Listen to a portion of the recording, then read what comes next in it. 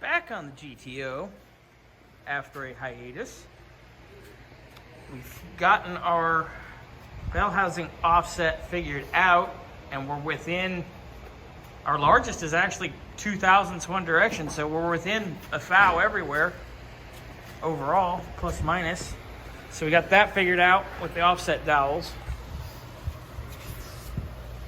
We're gonna put our support bearing in, and we're gonna get ready to put our clutch and pressure plate. So our clutch selection, Wick picked up a Centerforce dual friction. There's the disc right here. This is the rear. This is the side that goes towards flywheel. Looks good. All right, we've put our Centerforce clutch on. Very self-explanatory how it goes on. We have ARP pressure plate bolts. They're 3/8. So ARP calls for 45 foot-pounds with their moly lube.